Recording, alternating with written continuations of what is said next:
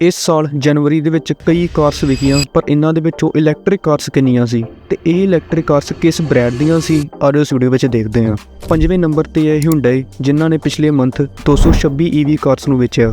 ਚੌਥੇ ਨੰਬਰ ਤੇ ਹੈ VinFast, ਜੋ ਕਿ ਇੱਕ ਵੀਅਤਨਾਮੀ ਕੰਪਨੀ ਹੈ ਤੇ ਇਹ ਹਾਲੇ ਰੀਸੈਂਟਲੀ ਹੀ ਐਂਟਰ ਹੋਏ ਨੇ ਇੰਡੀਆ ਦੇ ਵਿੱਚ। ਇਹਨਾਂ ਨੇ 432 EV ਕਾਰਸ ਨੂੰ ਸੋਲਡ ਆਊਟ ਕੀਤਾ, ਮਤਲਬ ਕਿ ਇਹ ਬ੍ਰਾਂਡ ਟੈਸਲਾ ਤੋਂ ਵੀ ਜ਼ਿਆਦਾ ਕਾਰਸ ਨੂੰ ਵੇਚ ਰਿਹਾ ਹੈ। ਤੀਜੇ ਨੰਬਰ ਤੇ ਨੇ ਮਹਿੰਦਰਾ, ਜਿਨ੍ਹਾਂ ਨੇ ਇਸ ਜਨਵਰੀ around 3500 EV unit sold out ਕੀਤੇ। ਪਰ ਦੂਜੇ ਨੰਬਰ ਤੇ ਆਉਂਦੇ ਨੇ MG ਮੋਟਰਸ, ਜਿਨ੍ਹਾਂ ਨੇ ਇਸ ਵਾਰ ਮਹਿੰਦਰਾ ਨੂੰ ਇਸ ਲਿਸਟ ਦੇ ਵਿੱਚ ਪਿੱਛੇ ਛੱਡ ਦਿੱਤਾ ਹੈ ਤੇ ਇਹਨਾਂ ਨੇ ਲਗਭਗ 4500 ਕਾਰਸ ਨੂੰ ਵੇਚਿਆ ਸੀ। ਤੇ ਪਹਿਲੇ ਨੰਬਰ ਤੇ ਆਉਂਦੇ ਨੇ ਟਾਟਾ, ਜਿਨ੍ਹਾਂ ਨੇ ਇਸ ਮੰਥ 7000 ਤੇ 800 ਕੁਝ ਕਾਰਸ ਨੂੰ ਵੇਚਿਆ ਸੀ। ਬਾਕੀ ਤੁਸੀਂ ਕਮੈਂਟਸ ਦੇ ਵਿੱਚ ਦੱਸਿਓ ਕਿ ਤੁਹਾਨੂੰ ਕਿਹੜੀ EV ਕਾਰ ਸਭ ਤੋਂ ਜ਼ਿਆਦਾ ਪਸੰਦ ਹੈ ਤੇ ਇਦਾਂ ਦੇ ਹੀ ਹੋਰ ਆਟੋਮੋਬਾਈਲ ਇੰਡਸਟਰੀ ਦੇ ਰਿਲੇਟਡ ਨਿਊਜ਼ ਜਾਣਨ ਲਈ ਸਾਡੀ ਵੈਬਸਾਈਟ www.tiammotors.com ਨੂੰ ਜ਼ਰੂਰ ਵਿਜ਼ਿਟ ਕਰਿਓ। ਧੰਨਵਾਦ।